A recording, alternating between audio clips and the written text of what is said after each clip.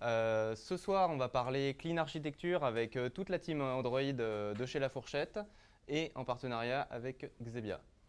On va vous présenter comment on a implémenté la Clean Architecture au sein de notre projet et on fera un focus sur notre retour d'expérience. Donc avant de commencer la presse, je vais poser une petite question. Déjà dans la salle, qui connaît la Clean Architecture?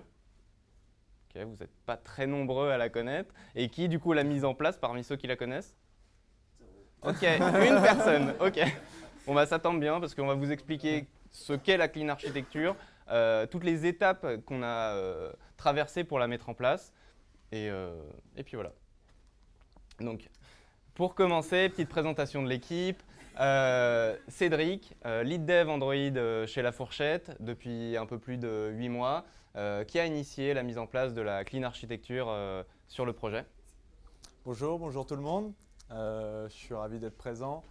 Moi, je vais vous présenter le vétéran de la team La Fourchette, un an et demi et à peu près 15 000 lignes de legacy.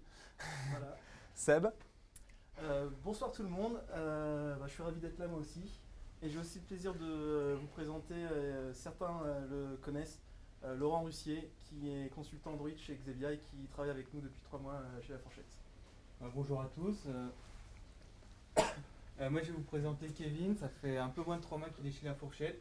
Donc soyez gentils avec lui parce qu'il est encore en période d'essai.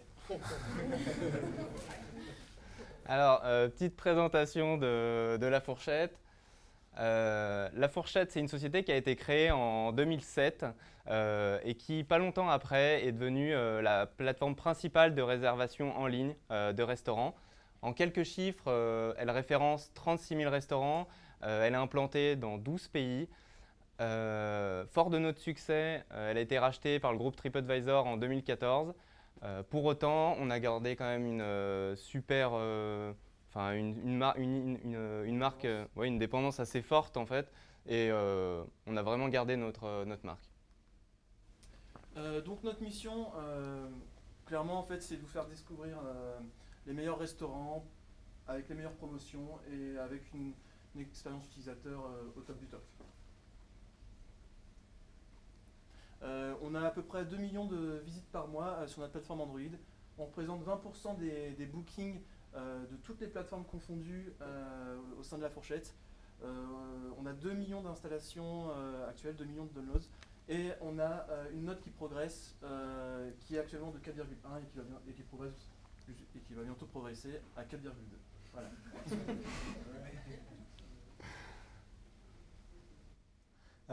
donc là, on va vous présenter un peu toutes nos étapes qu'on a pu passer pour en fait arriver à ce but de mettre en place la Clean Architecture. Donc on va vous présenter surtout les problèmes, c'est les premiers qu'on rencontre, pourquoi on veut une architecture et on rencontre donc du coup des problèmes. Le premier c'est le plat de spaghetti, le code spaghetti où on prend un bout de spaghetti et on n'en trouve pas le bout. Donc très difficile de trouver en gros ces petits dans une base de code très complexe sans architecture. Un deuxième problème, les tests, les dépendances, des gros problèmes de dépendance. On avait seulement 2,6% du code de couvert et donc du coup on était très effrayé de modifier du code parce qu'on n'avait pas de ceinture bretelle, donc du coup peur de casser un peu tout ça. Derrière aussi on avait énormément de temps passé pour faire évoluer ces features puisqu'on était obligé à chaque fois de se replonger un peu dans quelque chose dont on n'avait pas l'habitude de voir puisque ce n'était pas normé par une architecture.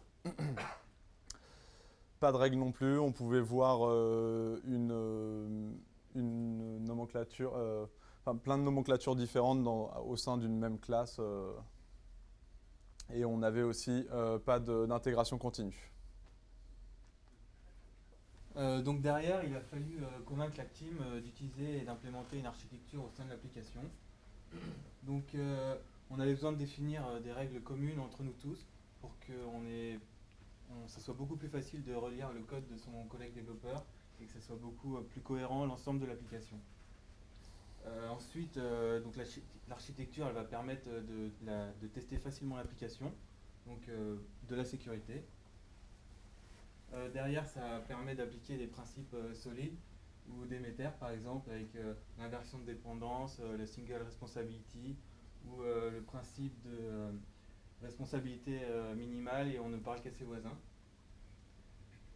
Après, ça permet d'avoir plus confiance en son code puisque on le partage tous, on est tous en commun dessus et on est beaucoup plus rassuré de ce qu'on fait puisque il est testé et beaucoup mieux structuré.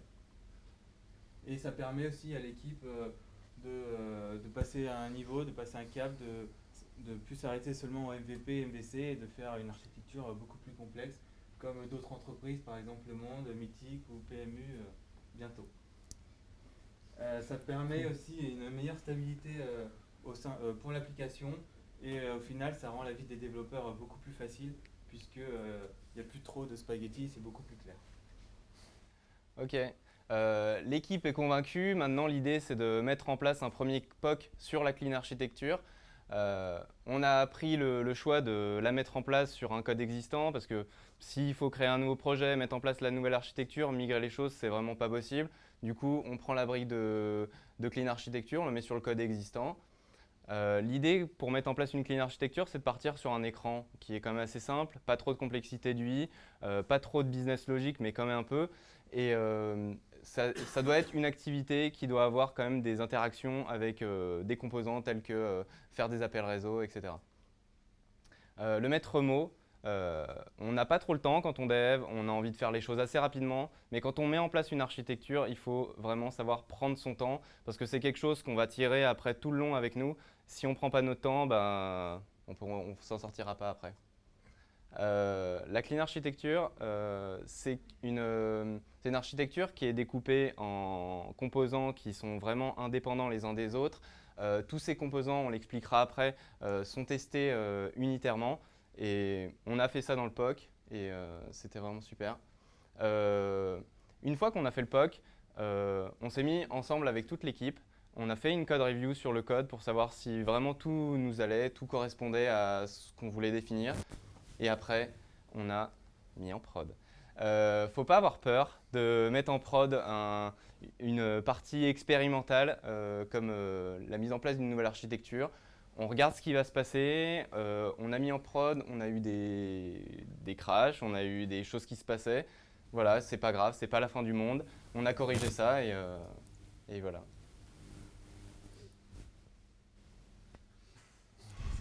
Donc voilà, notre projet fait en sous-marin, le POC fait en sous-marin. Il fallait encore qu'on convainque le board, le produit, que c'était nécessaire. Parce qu'en fait, on a mis en place un ensemble de composants sur un écran, mais il restait encore énormément d'écrans à implémenter dans la nouvelle architecture. Donc c'était quelque chose de très chronophage. Du coup, il fallait les convaincre que c'était un bon investissement, pour eux autant que pour nous. Qu'à terme, le développement des composants se ferait très rapidement. Chacun aurait la responsabilité du code et que ce serait du coup plus facile de nous virer, étant donné que du coup les personnes n'auraient la connaissance que d'une seule feature au sein de la team et par rapport aux autres. En gros, c'est notre bébé en fait. C'est un produit qui nous appartient à nous les développeurs et au produit. Et que du coup, par rapport au fait que la fourchette souhaite se positionner dans le paysage technique des entreprises, positionner sur un bon plan technique, il fallait vraiment que nos applications natives aient une bonne architecture. La stabilité aussi, c'est quelque chose d'important pour convaincre le board que les utilisateurs à terme auront beaucoup moins de crash. Et seront plus contents voilà, sur le long terme. Alors, on vous a expliqué ce qu'on a fait. On va expliquer le POC, convaincre le board, ce qu'on a mis en place, mais on va quand même revenir aux origines, la clean architecture qu'on a choisie. Du coup, qui dans la salle ne connaît pas Robert Martin, aussi connu sous le nom de Oncle Bob? Tout le monde le connaît? Ok, bah, très bien. Bah, du coup, je ne me présente pas. Très bien. Donc, je vais vous présenter la clean architecture, la façon dont l'oncle Bob le représente. Donc, ce qui est important, c'est qu'il y a une séparation des concepts. Donc, chaque objet est responsable de son métier, de sa logique et va pas beaucoup plus loin. Donc je vais prendre un exemple pour expliquer, je vais vous expliquer chaque classe qu'il y a dans ce diagramme. Donc on va partir du centre, les entities. Donc c'est là où vous mettez votre logique métier qui est commune à tout le monde, que ce soit Android, web, peu importe. Imaginez que votre application c'est une application de tennis. Le règle de score 15-0, 30A, avantage, tout ça, c'est une règle commune à tout le monde et ça sera de la logique qui sera dans les entities. Et si demain la fédération de tennis change ça, ça sera changé que dans l'entity et les autres ne sont pas concernés par ce changement. Ensuite, vous avez les use cases qui sont juste au-dessus des entities. Donc dans les use cases, c'est la logique métier applicative. Donc clairement, c'est ce que le dialogue que vous allez avoir avec votre PO, votre chef de projet. Donc si votre chef de projet vous dit demain on ne veut plus afficher Roland Garros, cette logique elle sera dans l'application puisque ça sera propre à l'application. Ensuite il y a les contrôleurs présenteurs qui sont assez connus des développeurs, donc ça je ne présente pas. Il y a le gateway. Le gateway c'est le concept, c'est que c'est par là qu'on passe, toutes les données passent par là. L'accès aux données se fait par le gateway. Donc derrière, le gateway, il peut aller taper dans une base de données, mais il peut aussi très bien aller taper dans du cache, dans un fichier hardcodé, peu importe, c'est lui qui s'en occupe. Donc je vais représenter le flow de contrôle sur une application, qu'est-ce qui se peut se passer. Donc on a l'utilisateur qui va interagir avec l'UI, donc avec l'interface utilisateur. Cette UI elle va remonter les informations au contrôleur. Là. Donc le contrôleur il va aller demander au use case qu'est-ce que je fais dans ce cas-là, quelle est la logique au sein de mon application dans ce cas-là. Donc s'il y a des règles métiers pour savoir le score par exemple, il peut aller le demander à l'entity. Derrière le use case, imaginons que dans notre cas il a besoin de faire un appel réseau, donc il va aller demander au gateway qui est là. Le gateway c'est lui qui s'occupe d'aller prendre la donnée. En fait le use case ne sait pas d'où vient la donnée, il la demande juste au gateway. Et si c'est un appel réseau, le gateway il va les taper dans un web service niveau web par exemple. Derrière, ça revient. Le gateway il retourne l'information au use case. Là toujours on peut rajouter de la logique applicative. Le use case il va passer l'information au presenter. Le presenter s'occupe de la logique de la présentation et il appelle la vue pour que la vue fasse son travail d'affichage retour à l'utilisateur. Ce qui est intéressant c'est que c'est indépendant of UI par exemple, donc votre UI, votre interface utilisateur, ça peut être une application, mais ça pourrait très bien être un site web, peu importe. Le code ne change pas, le présenteur ne change pas, tout ce qui est à l'intérieur ne change pas.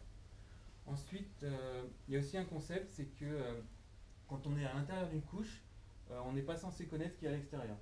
Donc tout ce qui se passe dans l'entity, ça se passe dans l'entity, et il ne connaît pas le monde extérieur. Pareil pour l'use case, il ne connaît pas le monde extérieur, etc. Donc là, je vous ai dit tout à l'heure, à un moment, le use case, il repasse par le gateway, il repasse par la database. Donc comment ça se passe? Ça se passe par l'inversion de dépendance. Donc en Java, ça va se faire avec une interface. Et le use case ne connaît que l'interface et ne sait pas comment l'implémenter derrière. Après, c'est indépendant de votre database aussi derrière. Si votre database c'est Realm ou peu importe, ou un web service Retrofit, vous pouvez changer demain en flat buffer. Vous faites ce que vous voulez. Tout le reste de l'architecture ne change pas. Et c'est indépendant of framework. Si demain vous passez de Butterknife, pour ceux qui connaissent sur Android, à du data binding par exemple, ça se fera dans l'UI et ça ne touchera pas du tout le reste de l'application. Du coup, quand on met à jour une bibliothèque ou on fait une migration, il n'y a pas du tout de prise de tête. Du coup, je vais vous présenter un peu nous ce qu'on a déduit un peu de ce diagramme et comment on l'a implémenté donc du coup chez nous. Donc du coup, on voit la couche domaine à l'entité avec à l'intérieur l'entity et les use cases. L'entity est une simple data structure et les use cases donc du coup la logique de l'application. C'est un module au sens Android du terme et il est en pur Java. Donc du coup, on a un deuxième module, le data. Avec donc du coup en premier point le repository avec l'abstraction de l'inversion de dépendance que l'on a ici. Le repository va pouvoir taper sur l'API ou la database selon son besoin. De l'autre côté, ils ont chacun leur modèle en fonction de l'endroit où on le récupère. Et comme l'entity ne connaît pas le monde extérieur, on les map via des mappeurs pour les transformer et les mettre dans l'entity. Donc là, c'est un module encore au sens Android Library, avec voilà. Donc du coup, le dernier module, c'est le module applicatif, terme Android applicatif, qui a un MVP avec le modèle étant les entités. Voilà. On a toujours des problèmes de legacy, puisque du coup on est reparti d'une base existante, donc du coup il y a toujours le boulet de code legacy que l'on traîne. Et si on veut l'utiliser, en fait, on va faire la même chose que pour le repository, inverser la dépendance et pouvoir l'appeler sans savoir ce qu'il y a derrière. Là, pour vous parler un peu des librairies qu'on va utiliser dans les différentes couches, dans GUI, donc du coup ça serait plutôt du Butterknife, du Fresco, du Picasso, selon ce que vous utilisez. Dans le domaine zéro librairie, parce qu'en fait on fait tout à la main, il n'y a pas de choses vraiment très complexes à faire à l'intérieur.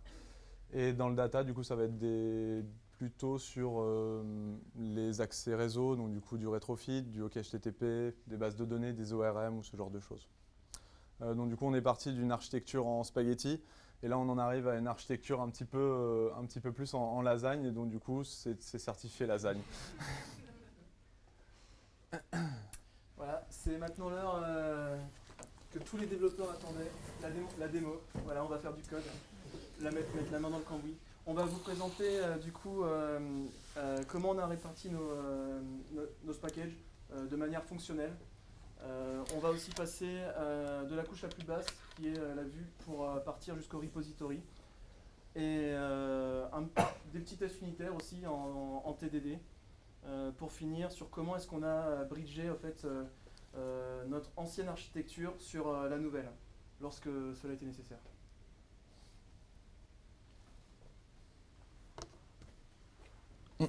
Alors, on se rappelle tous de notre premier gros projet, ou peut-être encore le projet actuel, avec, supposons que si vous êtes sur Android, une découpe en package technique, du coup votre package activity, votre package fragment, votre package adapteur, votre package modèle.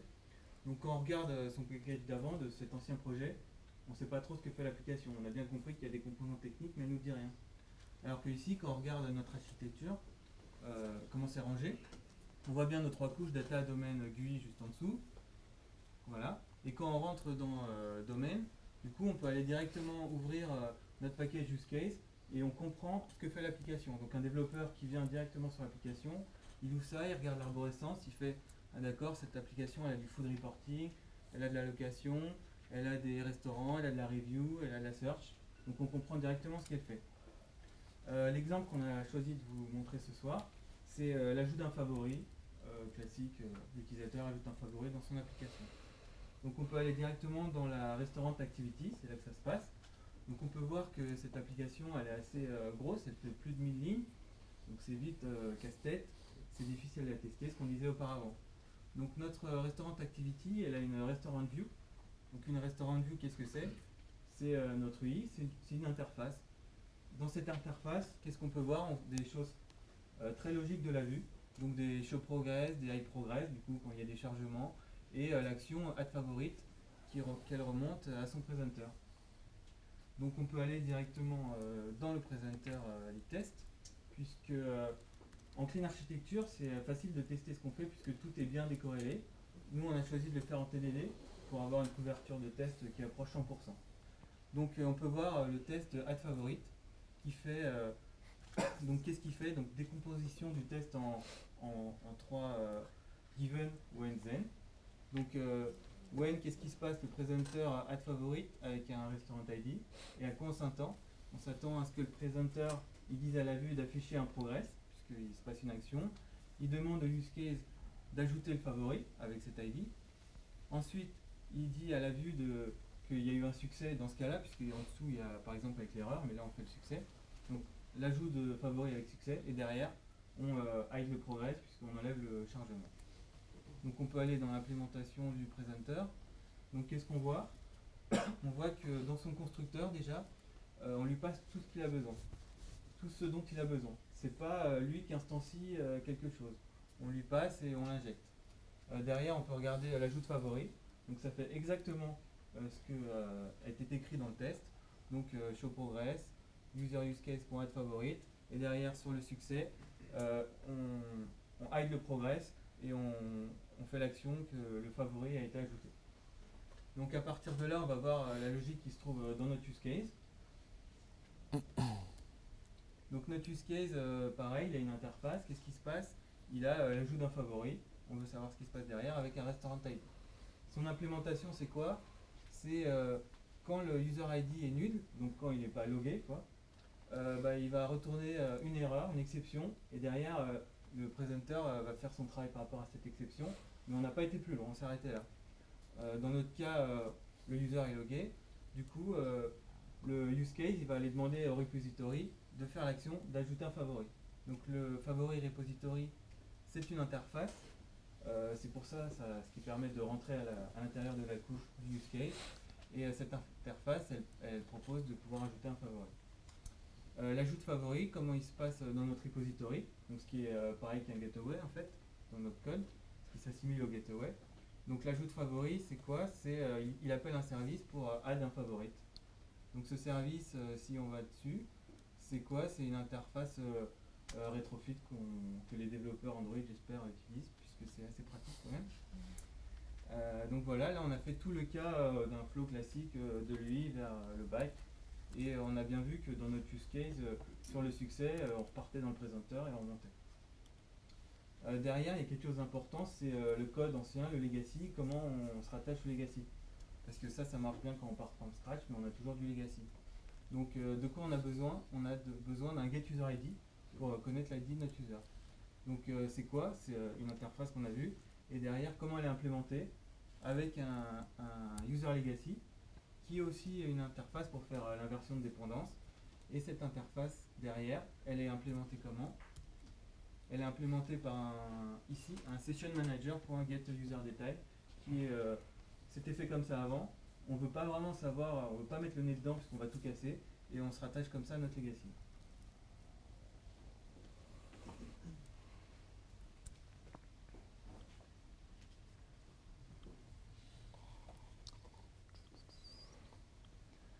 Alors voilà, là vous avez eu une petite idée de comment on a implémenté la clean architecture au sein de notre projet. Maintenant, en choisissant d'adopter une clean architecture, une architecture de manière générale, on décide de se séparer des mauvaises pratiques, de se séparer de ce code legacy, pardon, et on va aller vers du craftsmanship qui va nous apporter des outils et des valeurs pour mieux développer. Donc le craftsmanship, c'est l'art de mieux concevoir son produit, mieux concevoir son logiciel. Comme Laurent l'a dit, on fait du TDD en fait dans tous nos développements. Donc on commence par les phases de test pour après développer l'application au fur et à mesure. On est assuré comme ça que chaque composant est testé à 100%. Et après, on est content. On se couvre, c'est vraiment une ceinture de sécurité. On essaye de faire pas mal de pair programming au sein du projet quand on a le temps. Ça permet de vraiment répartir la connaissance, de donner des petits tips en termes de raccourcis sur l'IDEOM, et on se challenge aussi sur l'implémentation des fonctionnalités qu'on doit mettre en place. On a mis en place un outil, donc SonarCube, qui va nous permettre justement, qui est un outil de calimétrie qui va nous permettre de s'assurer que notre code coverage il grandit petit à petit plus on développe de fonctionnalités. On voit les bugs et les vulnérabilités qu'il y avait sur le projet avec le code legacy, et plus on est en train de réécrire du code, plus justement ces indices ils vont avoir tendance à diminuer. Tout le code qui va être passé en fait sur notre branch de develop a été vu au moins a été vu par au moins une personne de l'équipe. On fait des code reviews, donc tout le code a été validé par rapport à l'architecture qu'on a voulu mettre en place. On a également des cérémonies où on va pendant 1 heure toutes les 2 semaines prendre du temps pour voir qu'est-ce qu'on pourrait améliorer sur l'application et essayer de prendre du temps pour migrer les choses. Le CI, Jenkins nous permet de faire de l'intégration continue. Les développeurs ne vont pas forcément runner les tests à chaque fois qu'ils développent une fonctionnalité. Quand la pull request est faite sur le repo, on est sûr que si les tests ne tournent pas, on est incapable de merger la pull request. C'est une sécurité également. Et les coding rules, comme on l'a dit, si on développe une nouvelle architecture, il faut avoir des règles de code. On a décrit un document qui permet de lister tout ce toutes les principales normes et voilà, ça tourne bien. Donc maintenant, on a commencé la Clean Architecture cet été à peu près, et on s'y est mis vraiment en octobre. On a surtout aussi les outils de Metrics depuis octobre, et on a pu voir qu'on est passé de 2,6 à 8% de code coverage en 3 mois. Donc c'est dans une bonne dynamique sur environ 50 000 lignes de code. C'est pas négligeable l'avancée qu'on arrive à faire sur ce legacy. Mais il en existe encore beaucoup trop. Beaucoup trop à tester surtout. Une autre chose, on a fait le pri parti d'être dépendant de RX sur nos 3 couches de lasagne. Ça a été un choix et assumé. Et par contre, ça, c'est quelque chose qu'il faut qu'on améliore, c'est qu'actuellement, les erreurs qui sont dans la couche qui était la plus haute de data vont se retrouver dans les présenteurs. Il faudrait les mapper, un peu comme les entités, les modèles qu'on mappe en entités. Il faudrait les mapper et les transformer en fait au fur et à mesure des couches qu'elles traversent. Puisque normalement, une GUI doit gérer que des erreurs du domaine. Et qu'est-ce qu'il y a après? On a fait des spaghettis, on a fait des lasagnes, et donc du coup il y a les raviolis. L'idée, ça serait de couper en fait ces lasagnes en petits packages fonctionnels, les rassembler et en faire un module au sens Android du terme, et de les séparer en fait tous bien dans leur petite case. Et on pense aussi à Kotlin, on pense à Kotlin dans les tests, et on pense aussi à Kotlin parce que c'est le nouveau langage que beaucoup de monde parle.